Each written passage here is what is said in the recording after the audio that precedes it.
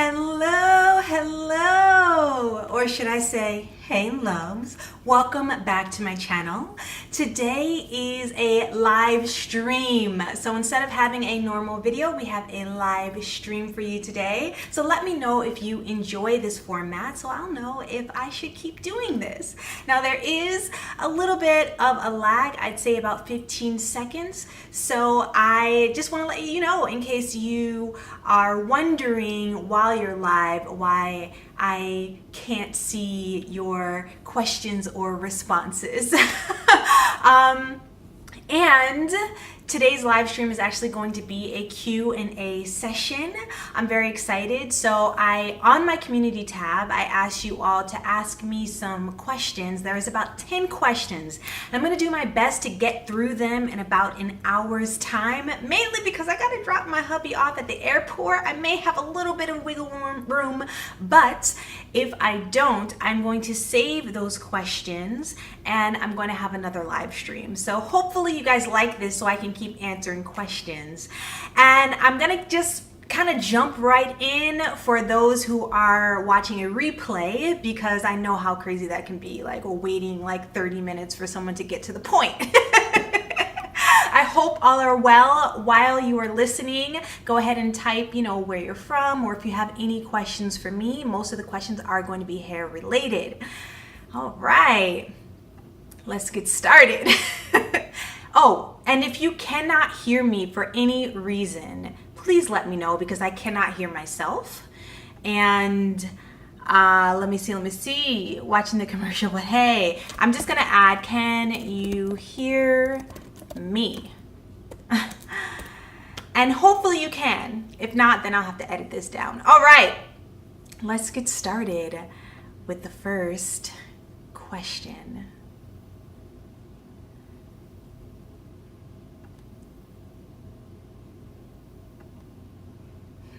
Let me see if it'll show up for me. I'm not seeing it show up, so actually let me just go ahead and grab that for you.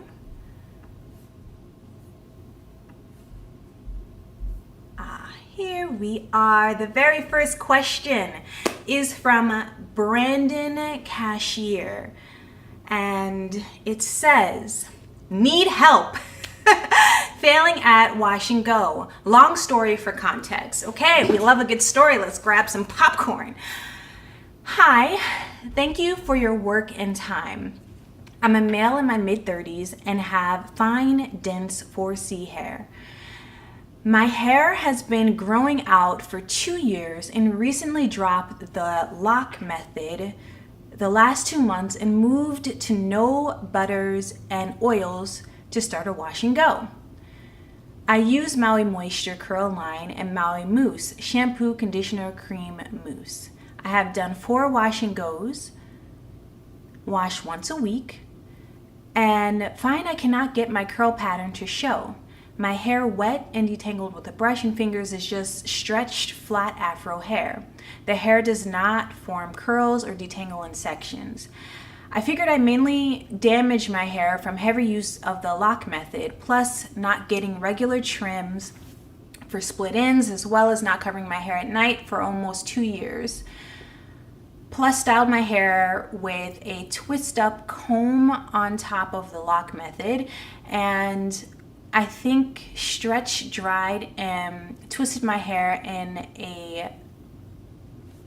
a way, and I think they mean in a way altering their curl pattern. What are your thoughts? Could be the problem, and what may be the answer to successfully defining my curls in a wash and go? I recently shaved all of my hair down to a 1 and started with new hair. I'm still on no butters and oils, as well as still using Maui products. The hair is obviously too short to define now, but I'm hoping my curl pattern comes back with undamaged new growth. Everyone can hear me. Awesome. Okay, so that was very lengthy, and I'm glad that you gave me context.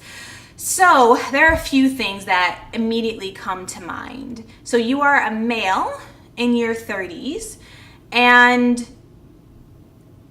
my first question is, have you ever seen curls in your hair? And the reason why I ask that is because many men or males, they tend to not use chemical treatments in their hair, so they actually have access and exposure to their natural hair for a long time before they even decide to do anything. However, most of the time it's kept very short. So my question to you would be, have you ever had curls? Because that would be the first indication of if there's a problem. So say you say, I don't know. Yes, no. If you say no, there's not a problem. If you say yes, then yeah, you probably had some damage, obviously. This, honestly, it reminds me of something that I've been trying to say on my channel for a very long time. Yeah, curls or waves, exactly. My curls don't pop, sir, because my hair is coily. And they're saying curls or waves. Yes, we are doing questions from the Q&A community tab. So yes, so have you ever had curls? Perhaps your hair is wavy. That's the first thing, but I kind of want to draw you guys' attention to something else, because I feel like with wash and goes, it could be quite confusing, especially when it comes to hair typing. So for example, I have like a lot of videos on my channel, right? Like talking about type 4 hair, etc., etc. And there's like this whole Andre Walker hair typing chart. And I have always suspected that there are many more curl patterns out there, or non-curl patterns out there, than that chart talks about. And I recently watched a YouTube video which was very, very interesting, and it talked about there being like 7 or 8 different curl patterns. And the main point of this video was that sometimes your the curls that you have are like relative to your region. So I wonder if I should get into that or get straight to his answers.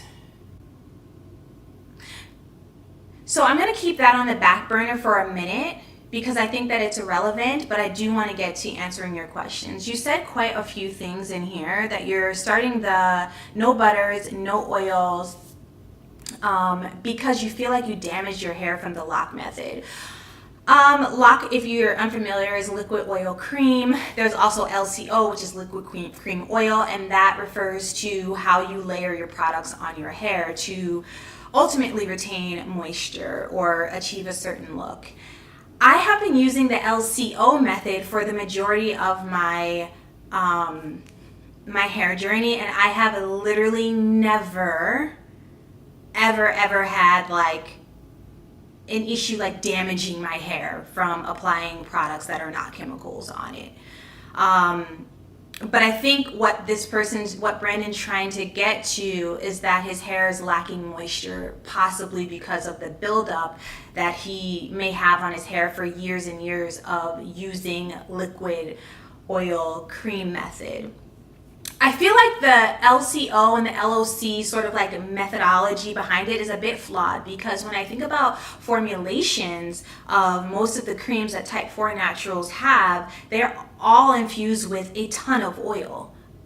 A ton of oil. Now, whether they're at the top of the list or the bottom of the list, you know, is relative, but they all have a lot of oil. So the idea of, you know, adding an oil first and then an oil afterward, or adding an oil afterward of a cream that already has a bunch of oil, like they're all sort of mixing and doing the same thing, and oil itself is permeable.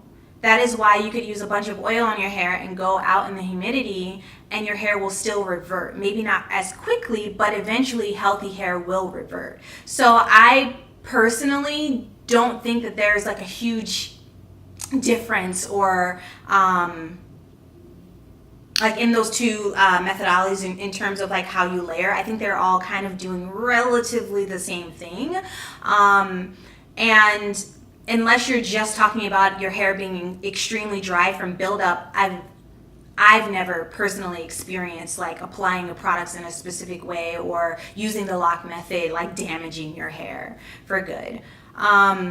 But as far as it being extremely dry or maybe lacking moisture, and maybe that's the reason why you can't see your curls, if you suspect that, I do think that doing no oil, no butter is a good route to go to detox your hair if you think that you have a lot of buildup. However, I also think that using clarifying shampoos within your routine is very effective as well. One of the things that I think that the 30-day hair detox kind of has over just using clarifiers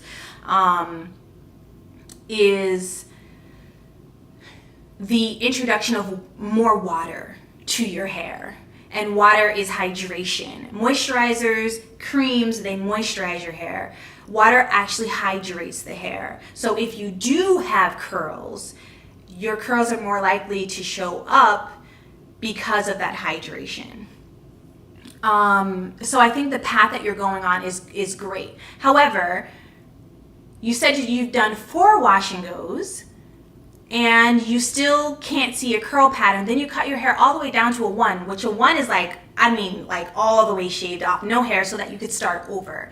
And you recognize that you may not be able to see a curl or a wave or anything for a little while. My not concern, but my thought is it's possible that your hair was never damaged to begin with. If you've never had curls, ever, no amount of like different methods and everything is gonna get you a curl. I've seen people do things like coil outs, where you're essentially putting product on your hair, whether it's gel, creams, mousses, or whatever, and you are curling your hair mechanically, manually to get a curl. But the general wash and go sort of like method of putting it on your hair and using diffuser, sit on your dryer, shaking your hair, raking through, sandwiching, like all of these different methods, only create results on people who actually have some type of curl or coil on hair that is hydrated and also healthy. So that leads me to what I was starting to discuss earlier, and then I'll get to the comments, is this that I have come across this video. And it was mainly a girl who was looking through like scientific articles that were discussing different curl types, like curl patterns, and how depending on the region that you live in, there could be a broader understanding of how many curl patterns there are. And so let me just pull this up because I think this will give you way more context. Let me see. Okay, so here we have this chart.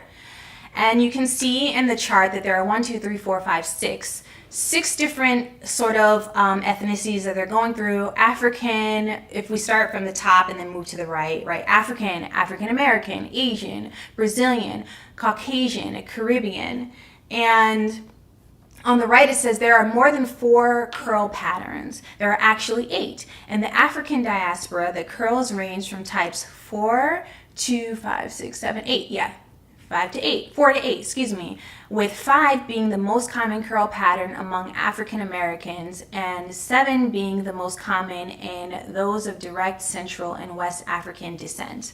So if you look at on the top left quadrant, and let me see if I can pull it up a little bit closer to me because I can't see the screen as well as you guys can. So you'll notice that, let me see, in African, the curl type of 7 is the most common. And then you'll see that African American, the most common curl type is 5. And then if you go down to Caribbean, 5 is also the most common hair type. So the point of this woman's like video is that it can be relative to your region. So I have videos like, so for example, like I live in the United States. I'm African American, and of everyone that I pretty much meet, I have the coilest texture. I have yet to come across someone in my real life whose hair is tighter than mine, who wears it in its natural state. I don't know, because half of us still relax our hair, right? And then, you know, in comparison with like online and looking at other people, I'm like, yeah, seems about right? And this is like going past the idea of, like if my hair is undefined, it's 4C. If it's dry, it's 4C. Like all those misconceptions of that, you know, once you like actually get someone's hair actually hydrated and in a healthy state, they actually don't have 4C. I'm not talking about that. I'm talking about people who are in the type like 4C category, as opposed, as it relates to Andre Walker's hair type. And what that chart is saying, and it's something that I suspected because, like, say in Africa, let me pull this chart up again, and let me pull it up for myself so I can see it. In the African, in Africa or African, and I'm assuming that they mean in Africa by this, because it's obviously like there's the African diaspora, but whatever. Let me just so on here it's saying that type 7 is the most common. I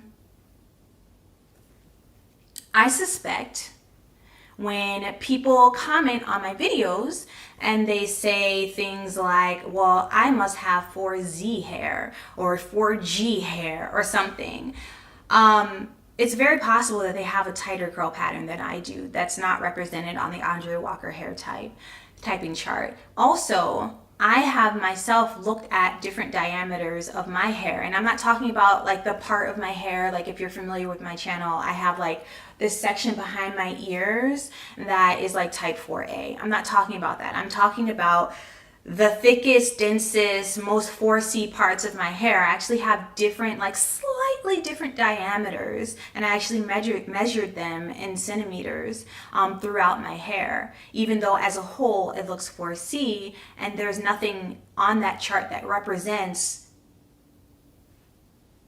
like what I'm seeing when I pull out an actual ruler.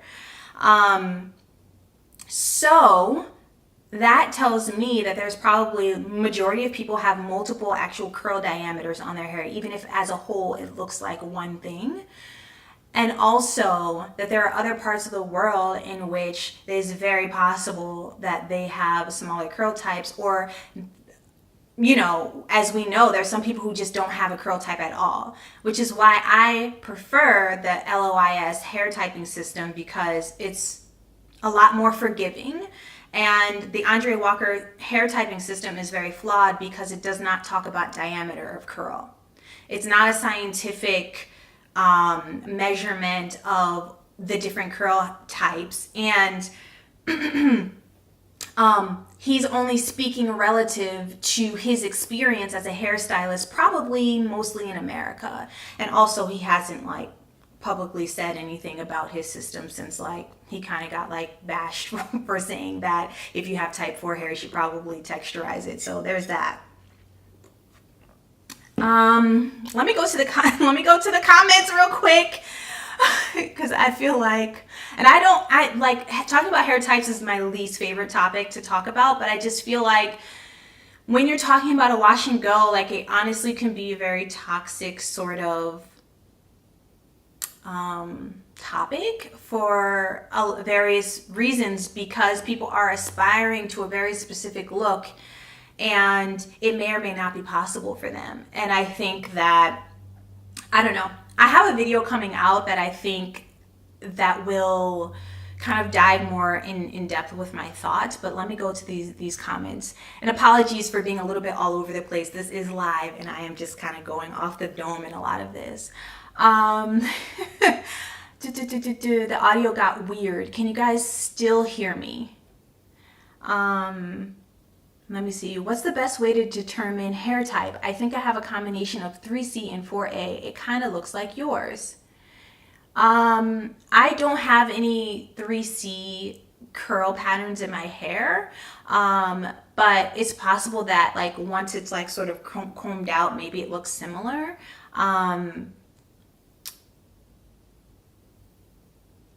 I think that when the hair is hydrated and wet and you can take a strand of your hair and compare, the chart itself, like it's so annoying. I just feel like it's almost impossible to take something that's real life and compare it to a photo that you see online, or compare it to like a YouTuber or a blogger or a photo of somebody's hair type. I think it's like quite impossible because number one, the size ratio is just different. Like it's not a like for like, it's not a one for one. And like, you know what I mean? Like if you have a map, they'll say like, you know, an inch is really 20 miles or whatever. That's not right, but you know what I mean.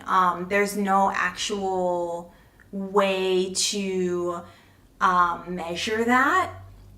So what I typically tell people when they're getting sort of like wrapped up in their hair type is that just pay more attention to the category that you're in. If you're in type 4, then more than likely the majority of the products that type 4 naturals use from 4A to 4 whatever are probably going to work for you. And a lot of it is like trial and error.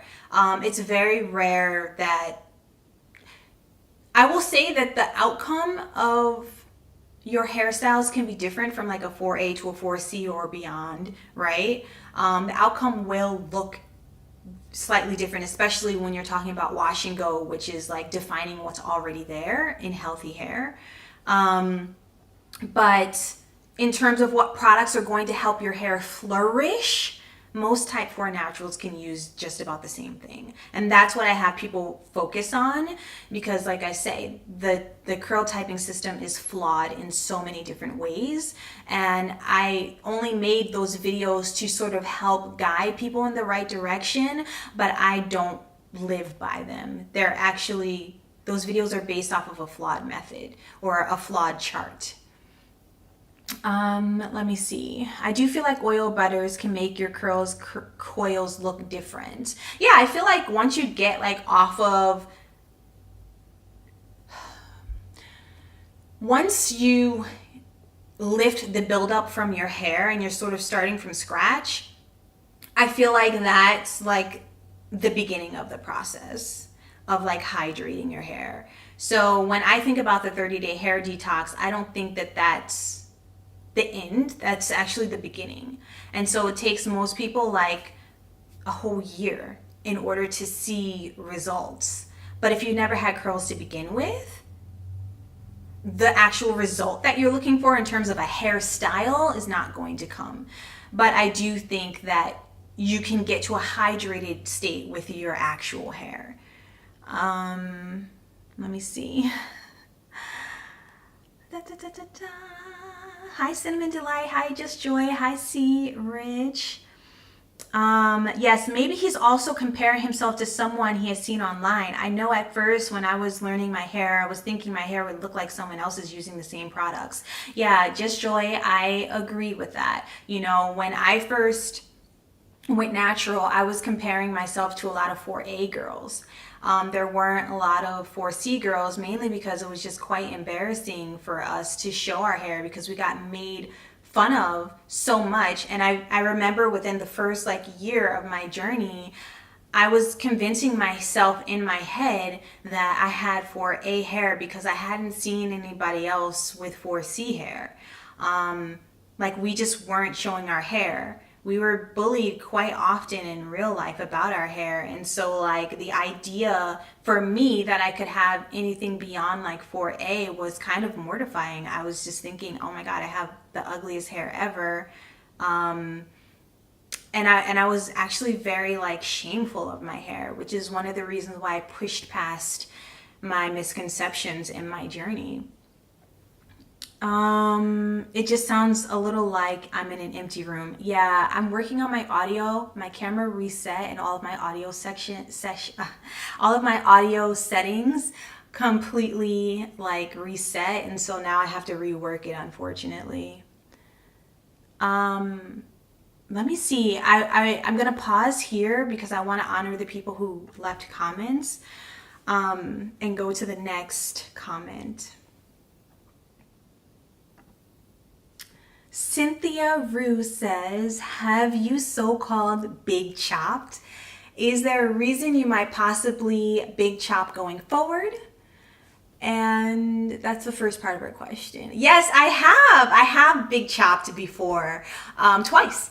actually multiple times actually in my life, to be honest, because I have relaxed, grew out natural, relaxed again. Like, I've done a lot of that before I knew it was called going natural, when I was much younger, like in undergrad and below high school. So I used to grow my hair out all the time and then chop it off and then grow it out all the time, because I noticed that my hair grew better, faster, natural.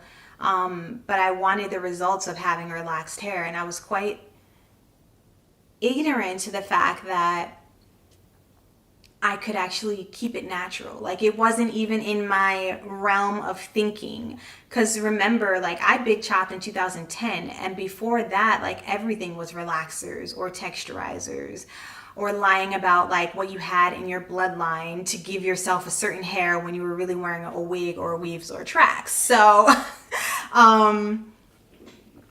it was a different world. So yes, I big chopped. My last big chop was December of 2016. That was my second big chop. My first big chop was in 2010, I believe. So, and I have those videos on my channel if you're curious. And then she says, trimming ends, is there a way other than to blow it out and keep the ends trimmed? Of course. I've seen my mother even like cut. Well, first of all, I think it's so interesting because other curl types, they don't blow their hair out before they trim them. Like, and I feel like sometimes we get blinders and we think the only way to do things is the way that we in the Black community do things for our hair, when in many aspects a lot of the same principles that are applied for curlier hair types or straight hair are the same. Like, we all have to wash, condition, trim, wash, condition, moisturize, wash, hydrate. We all have to hydrate. We have to cleanse, we have to hydrate, and we have to moisturize in some sense of the word, right? So like curlier hair types, many times they don't blow their hair out because they wear their hair curly. So I think that when it comes to trimming, I find it easier for me to blow my hair out or flat iron it, because many of the times I'm doing it myself until I can get to a professional, and I can just see the ends better. But if you go to professionals, like, they actually have like cut it kinky stylists and people who cut natural hair like in all various types all the time. So I think my choice of cutting my hair in its natural state really would depend on if I chose to wear like wash and goes the majority of the time, which I don't. So I prefer to cut my hair in blown out or straight. But that's, of course, you can cut your hair in any state. I used to actually do 2-strand twists and then like feel for like any single strand knots, like an excessive amount of single strand knots, and I would cut off any rough parts. And I did that for many years before I actually started cutting it loose, and that worked out just fine for me. Also because it's easier to hide unevenness when you have natural hair, and the point of it wasn't to get like it even, it was to get rid of damage. So I mean, of course. Let me see. I'm gonna answer another question. Life with Grace. What causes mechanical damage to the hair? Give examples of hairstyles that can cause this.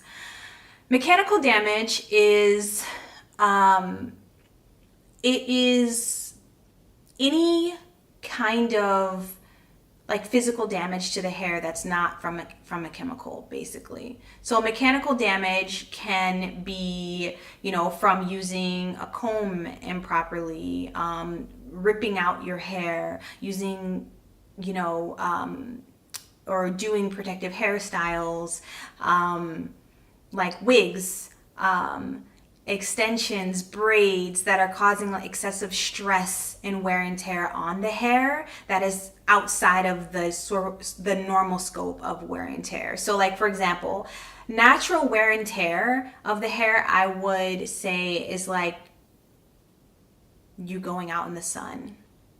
That like can't really be avoided. You're going to get damaged because the sun and those rays are very, very damaging to the skin, to the hair, everything. And the hair is actually on top of our head to protect us from those sun rays. So that's the first sort of like, outside of like our melanin, you know what I mean? But like the hair is there to protect us, to give us some natural shade.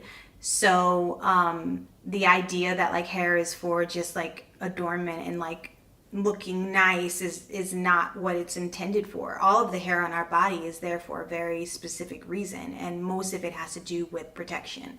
So that's like normal wear and tear. Mechanical damage and hairstyles, like I mentioned, wigs, especially along the hairline, braids, faux locks that are like way too heavy. And I could even say like real locks, depending. I mean, we've all probably, the majority of us have seen like locks, Lil Wayne, who's just like, you know, like not, they don't look like healthy locks. But you know, there's also many ideologies behind like locking. So I don't assume to like be an expert in that, but he also chemically treats his hair with like that bleach blonde. So I mean, there's also that. Anyway, so yeah, like anything that's gonna cause excessive wear and tear, detangling your hair could be mechanical damage as well. Every single time I touch my hair, some type of wear and tear or mechanical damage being done with it. So you can't avoid wear and tear. You cannot avoid wear and tear. Wear and tear. You guys can see my mouth is getting tired. You can avoid majority of mechanical damage, excessive damage, but it's very, very difficult, I think. Very, very difficult. Even if you have locks, you have to retwist at some point if you want those kind of locks. Let me go to the comments.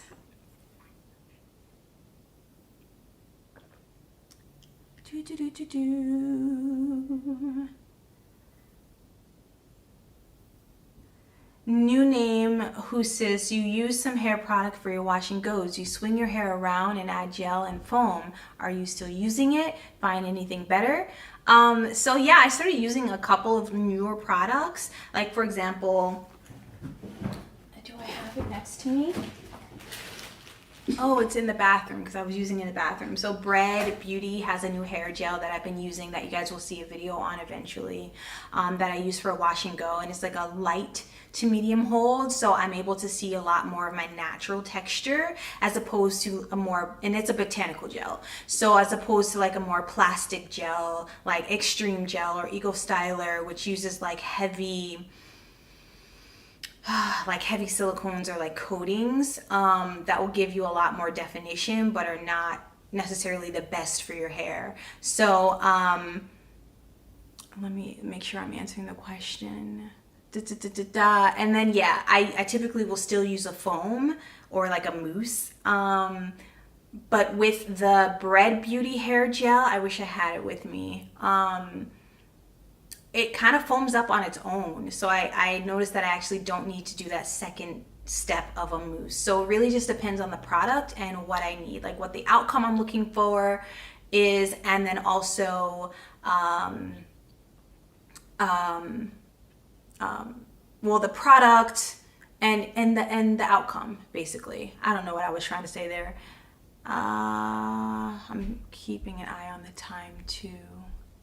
So Vicky says, Oh, Muffins World says that I think Brandon's comment about the wash and goes that he may need to change the product that he's using. Yeah, there's so many different things like I didn't get a chance to say in this video pertaining. So a lot of times it has to do with your actual hair, the hydration levels, the fact of whether or not it can curl or not. Like if you don't have curls, you might get a wave, you might get, you know what I mean? But like, you're probably not going to get a curl or a coil if there's nothing to begin with. The other is like the products that you're using, of course, and like how much hold that actual product has. Like I just mentioned, the more plastic gels versus like a botanical gel. Botanical gels, many of them don't have as strong of a hold. Also the technique. So like there's so many different techniques of like sandwiching, raking, shaking your head, like, and they all give slightly different results. So that's it. Water wasn't getting in because of buildup. Yeah, so we talked about hydration levels. And also what I would say, Brandon, to look at, if you're concerned about hydration levels, really take a look at your state or your country and what their, like how hard the water is. I think it's something that a lot of us don't talk about. You know, there are some places like in California was like nearly like so close to 50th like worst like hard water in the United States, right?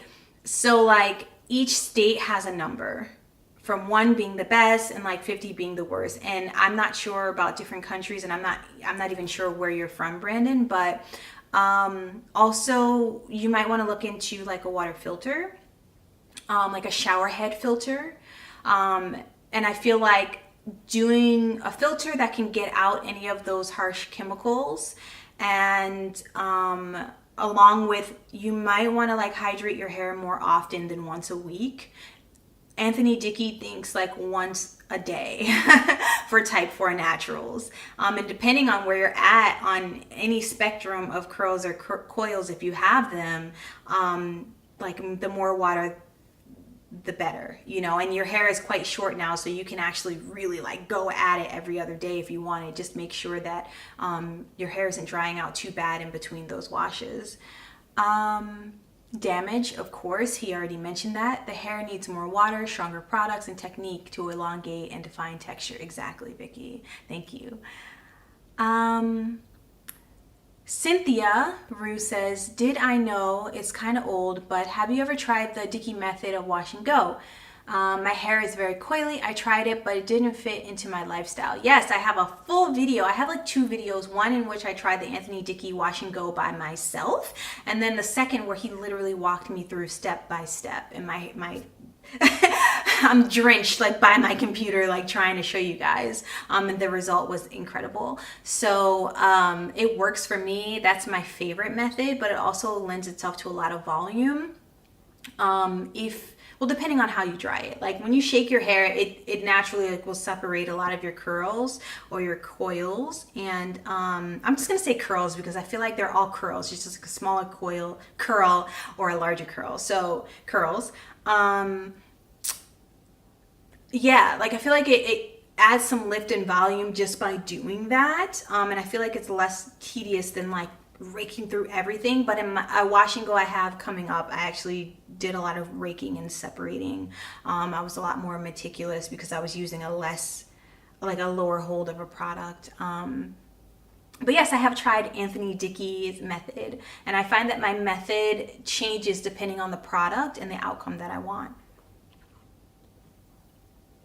Thanks, Vicky. Vicky's an OG. Like she be watching all my videos. She's like, yes, she did. Yes, she did, boo. Whole wash and go playlist with all the tea. I rewatch it all the time. Top tier content. Yes, I do have a full out playlist of all of the wash and goes I did. I think I have like 18 videos in there using different products, different techniques. Even the Cherry Lola method, which I do not recommend you guys do, mainly because of the baking soda, and you can really damage your hair using baking soda. I did it one time, not doing it again. Hi, greetings. Here comes the joy. Greetings from Houston, Texas. Hey. Hey, Chrissy C, excuse me, Chrissy C. You love the lip color. The lip color that I'm using is from Minted Cosmetics. And y'all, low-key, I hate my hairstyle right now. I keep looking at it like, okay, so it was like super big and then I had to change it and I was just, it's so annoying. So it's called Minted Cosmetics and it's called Foxy Brown. And after this video, I'll make an effort to put it in the description box. Also, by the way, if you were listening in the beginning and I was showing you, let me see if I can grab it for you. If I was showing you this chart from someone's video, I will have that video linked down below. I think she does a really good job of talking about it. It's very brief, it's like 8 minutes. And I just think that it's a really nice starting point for more research. Yeah, so that was very cool. Oh, and the reference, because she did say it in her video, the reference was like an actual journalistic article from the International Journal of Dermatology, 2007, in October. And there's a bunch of people. It's called the Worldwide Diversity of Hair Curliness, a new method of assessment. And this was done in 2007. And the YouTuber's name is Crystal Ogg, and she's a doctor, MD.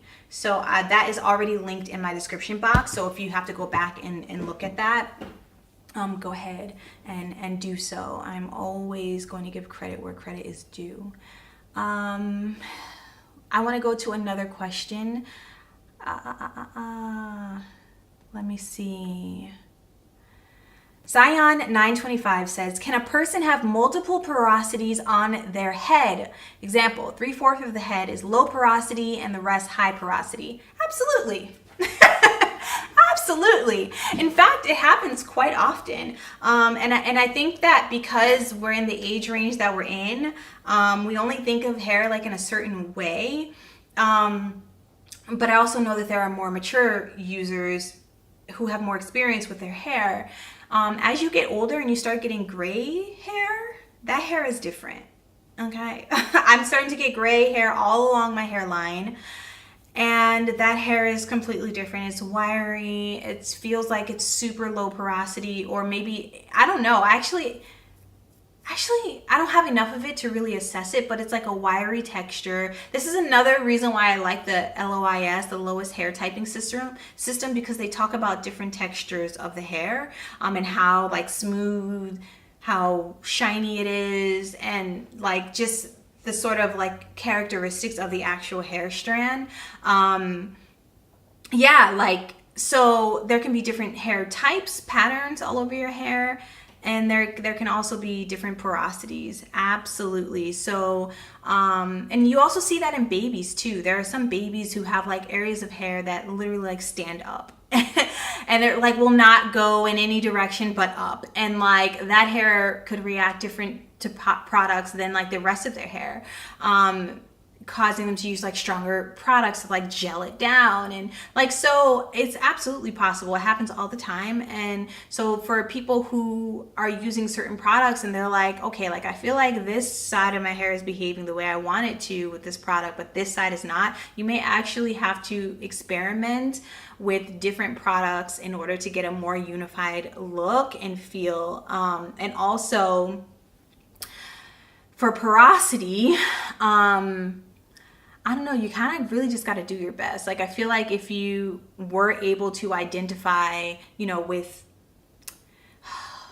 the glass of water method is flawed, but that's a way to start. If your hair is clarified and you drop your hair in a glass of water, and if it like sinks or if it floats, then the hair is more low porosity. If it sinks, then it's high porosity, meaning there is more water entering the shaft of the hair. You would have to look into like different methods to sort of like, I don't want to say seal the cuticle, but different products that would cater to higher porosity hair. My hair porosity is somewhere in between like low and normal. And I feel like when I did the 30-day hair detox, my porosity was leaning more toward normal. So there are many people who have lots of buildup on their hair that think that their hair is low porosity, but it could actually be like normal. And normal porosity can use various kinds of products. So I think mine is like kind of in between low and normal. I'm gonna go back to the chat. I feel so serious today. Is it the glasses? I don't know. We're just talking about very serious things today. Let's see. Cynthia Rue says, I was wondering, have you tried any of Tabitha Brown's products? Let me get this off here. Have I used any of Tabitha Brown's product line, Donna's Recipe? I have not. And I have so many hair products and I hate clutter. And so I try to get through as many products as I can before I start like buying new brands. But then what happens is like I will start using up my products and I'll be like, yay, I'm going through them. And then a brand will like want to send me their product and they've never reached out to me. And then it's also kind of weird too, because a lot of these brands, and this is not what this video is about, but as a creator, we really have to like weigh our options when it comes to like how much we share different brands on our channel, because many times they're trying to get us to work for free. And, you know, especially Black creators, we're treated so unfairly. I've had many brands like, you know, sort of like celebrity brands, not this brand, not Donna's Recipe. They don't probably even know I exist. But like I've had many brands like reach out to me from celebrity owned, you know, product lines who want to give me product to share with you guys and like just say good things and all of that. And I have to be very selective. Like if I really love something, and like for me, I enjoy helping and sharing. So sometimes it's not a big deal to me, but there are many brands that come and they're like, you need to do this many things. You need to give us a video and photos and all of this. And I'm like, bro, I will buy the product and do what I want with it. Like, I don't need you to send me anything free. And in fact, I don't even need any hair products. So it's quite, I know I just went down a whole tangent with that, but yeah, no, I have not tried those products. And I just like, my husband's the one who buys a lot of products, and sometimes I will like I buy a lot of products too, but he buys like a lot of new products that he's never tried because he gets like very drawn in with like packaging. So he just bought For You by Tia, the clarifying shampoo and the conditioner, and so like I want to try it to see like what it's like, since he already bought it. He said he liked it though, and he has high porosity hair. He also dyes his hair a lot, so that could be part of it. And let me go back to another question. I hope that this is enjoyable for you guys. I'm trying to get through as many of these questions as possible, but it does look like I'm gonna have to stop in 15 minutes and maybe make a part 2 if you guys want to see. Let's see. Angela Gardner says, a lot of naturals are going back to relaxers. Would you consider getting it done? No. I don't want any more relaxers in my hair. Like, I'm so through with relaxers. Like, yes, there's like, okay, I feel like the easy answer for a lot of naturals is like, I don't want to get any more relaxers because the chemical is dangerous, right? Like, that's the easy answer. But I feel like that answer is not necessarily acceptance. I feel like that answer is like a great answer to sort of like prevent yourself from going to relaxer. Like, does that make sense, you guys? I genuinely love my hair. I don't want any texturizers, any relaxers. I figured out how to do my hair. I love its volume. I don't care if I have to detangle it. I don't care if it shrinks up. I don't care if I get single strand knots. Like, I don't care anymore. And I've gone back to relax multiple times in my life. Before I even started YouTube, I have relaxed, texturized. I've had jerry curls. I've had wave Nuvros. Like, My mother's a cosmetologist, and she has done just about everything on my hair in the 90s and 2000s that there's nothing new under the sun. I was wearing wigs before wigs was a thing. And people would make fun of you in high school and in middle school for wearing wigs and try to snatch it off of your head. Like, there's not much new that's under the sun, and I feel like I've tried so much. Not everything there is to try. Like, obviously I haven't tried locks, but I have no interest. Like, I genuinely love and accept my hair for what it is, and all of the great things and all of the things that people say are bad. I have no regrets of being like a natural. Like, there's nothing about relaxed hair outside of, I like how shiny it looks, and I like how you can see your length. And I like how it moves on some people. But like, that's not enough for me to want a relaxer. I don't know. And my hair can actually get quite, like, my mother, when I had my texturizer, actually, she like did a whole like curl press, everything, and my hair was swing and swing and swing, and she even colored it black. All of that video was on my channel. It looked fantastic. I don't have discrimination against straight hair. I think straight hair is pretty, but I like my hair for me, you know? Let's see. Cynthia Rue, and then I'll go back to the comment section. So if you have a question, go ahead and leave it. Cynthia says, Cynthia's coming through with the questions. Have you ever had locks? No. Will you and Jen, hey Jen, ever do another collab? Probably. And you guys helped me so much with living unapologetically me. Aww, yay.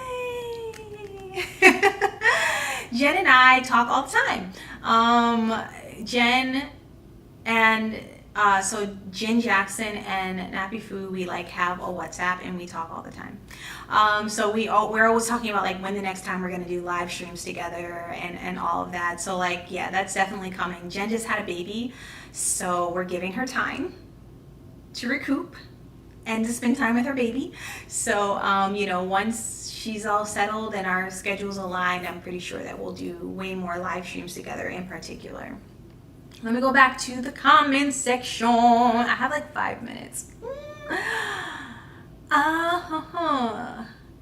Cheshire DJ, hey girl, hey. You always show up, thank you. Hi LaToya, I did find out the hard way that the mousse matters for a good wash and go. So far, Mousse Def is still the best for me. Yeah, like, you know, it's crazy. I've only tried, I think, 2 mousses, Mousse Def and Hair Rules, and I like them both. I feel like, and maybe it's just me, and maybe it's just the combination of the products that I use, but I feel like I liked Hair Rules when I used Curly Magic as the gel and then Hair Rules on top. Like, I still love how hydrated my hair felt. It was like the first wash and go of the 30-day hair detox that I did, and my hair felt so nice. But my favorite wash and go that I ever did was Anthony Dickey Wash and Go using his actual products. My hair, so there's no gel. He has like kind of like a cream almost, and then you put the mousse on top of the cream, and that's the first time I ever did that method ever, when he showed me. And his products are amazing on my hair, and also they're expensive. They're expensive, and honestly, I was actually thinking about like buying his curly whip, but every time I go on his website, it's sold out. And it's actually under the category for like wavy hair. I think it's like wavy curly hair or something like that.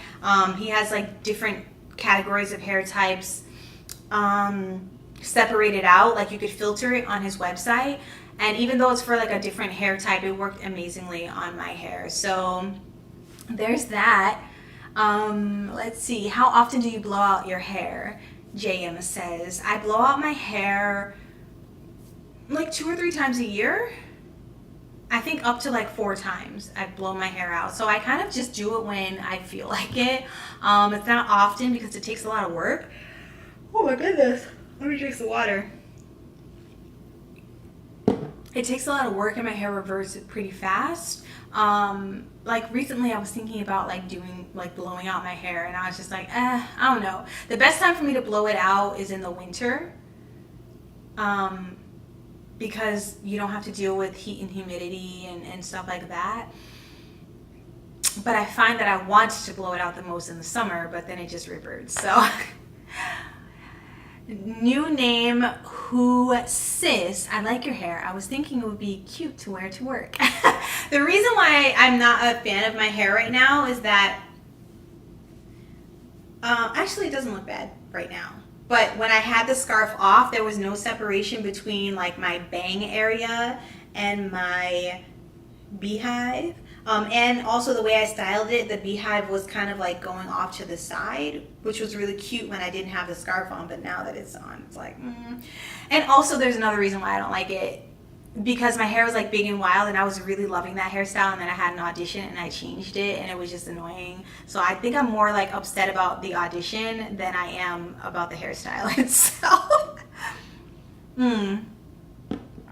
New name, Who's This, I like your hair, was thinking, oh sorry, Miss M, aka the Queen B for you. Hey hey. Nicole Price, your hairstyle reminds me of the beehive style from the 60s. I think that it's the time frame it was popular. I like it. Thank you, Nicole. I like it too. I do. I feel like there was a period of time where all I did was do protective hairstyles. Like I didn't use like fake hair, like I didn't use extensions, I didn't use clip-ins, I didn't, like, all I did was literally fold my hair up and create different styles with my hair. And like the back is a French roll, and then you know, I tucked it, pinned it with bobby pins, and then swooped the front, bobby pinned, and put a scarf on.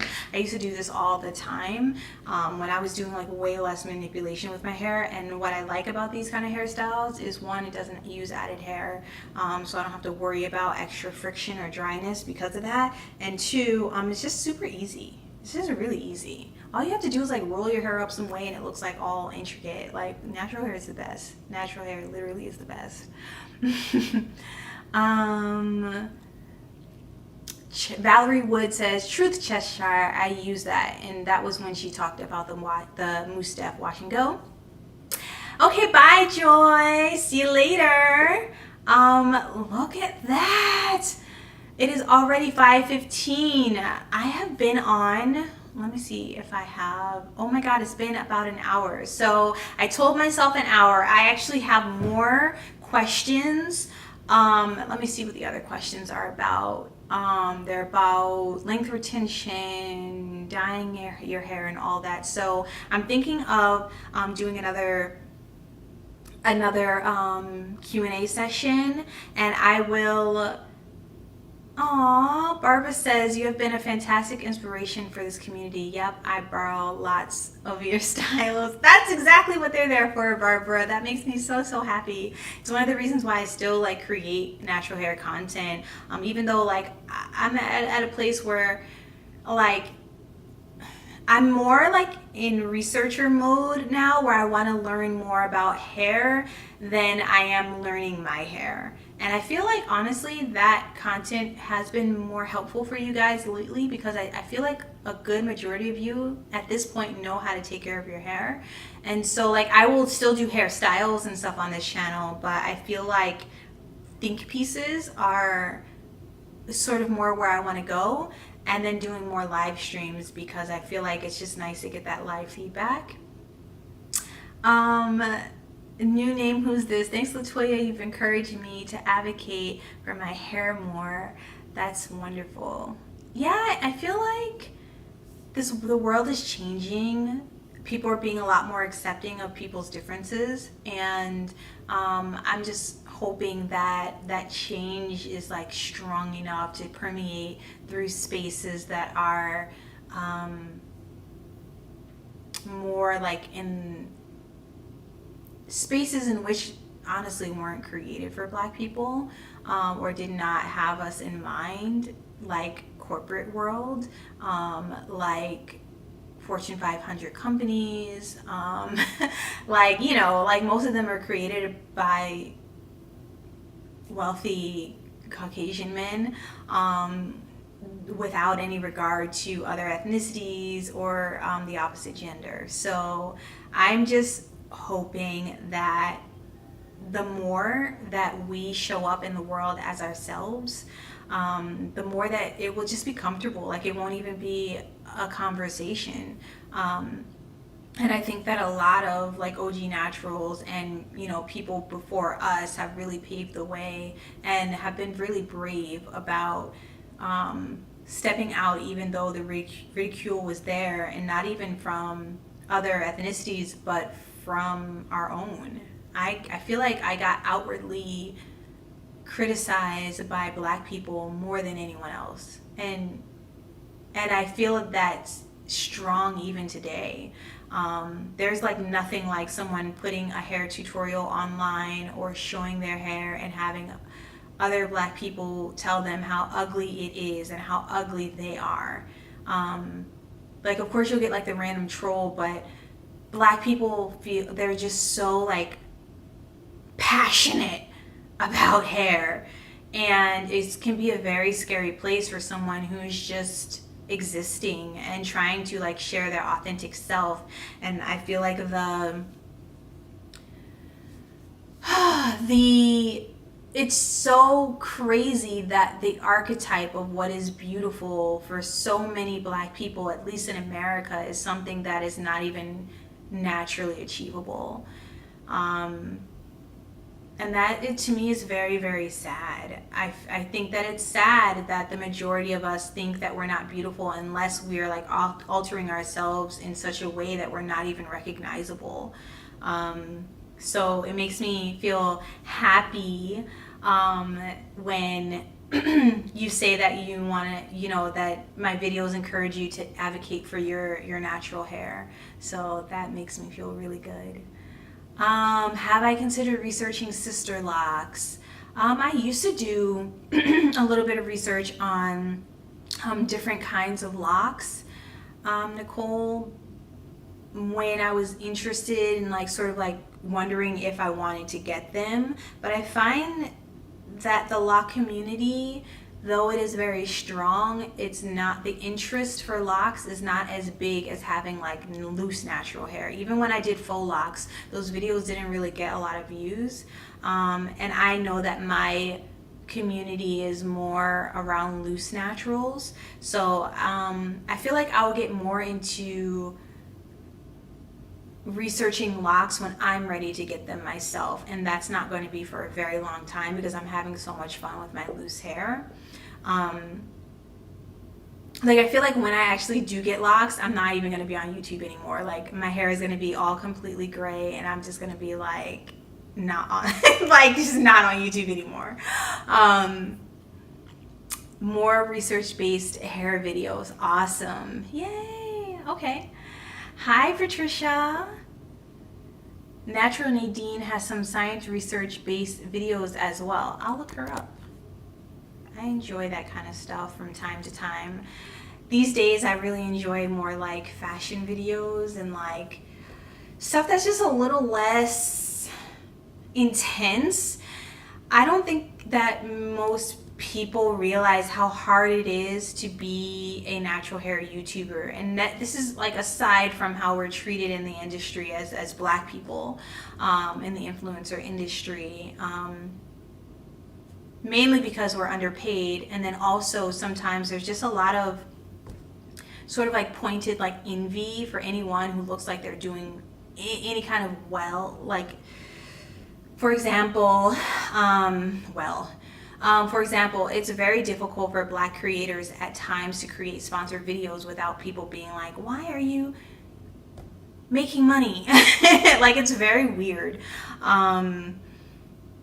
So there's that level. But then also, Black people are so passionate about hair. So passionate. And if you say one sentence that triggers someone in a specific way because of whatever they have going on in their life, their mind, their whatever, or you say a sentence in the wrong structure, or you don't give enough context, you literally get attacked. I have a video in which I said like a sentence about like how like I'm lighter. Like I was like, I'm lighter than, it was, I forget exactly what the sentence was, but I just talked about my skin being lighter than, and it was in context of the video in terms of colorism. And there were so many people that attacked me for saying that. And, you know, I had to go and like actually make a comment, like a long comment being like, actually this is in context to the like my extended family basically, and like how people would say annoying things about my complexion, and like it was just like really honestly very uncomfortable being a kid, because when I look at myself I'm like, oh, I feel like I got a lot of melanin in my opinion. Like, you know what I mean? But in comparison to someone who's like a Lupita, you know what I mean? And I feel like colorism is such a, it's just as touchy as like having kinkier hair type was back in the day, when people would like make fun of you. So like I find that when you have a community of Black people that have so many like trigger points, it's actually very difficult to create content in general. But especially content around hair where people are feeling all kinds of ways and they project those feelings onto you. It's actually really hard. It's really difficult to get past that and to try to make a perfect video, or if you say a wrong fact or you use the wrong word, or you know what I mean? Like these videos are not easy to make, especially if they're like more research based. You want to try to be as right as you can, but then that information changes all the time. It changes all the time. And then you're only like sharing within the context of the research that you were able to do. So there's that. And then opinion-based stuff, like I said, you say the wrong thing that triggers the wrong person or comes out the wrong way, even if that wasn't your intentions, you literally get attacked so hard, and it makes you not want to do it anymore.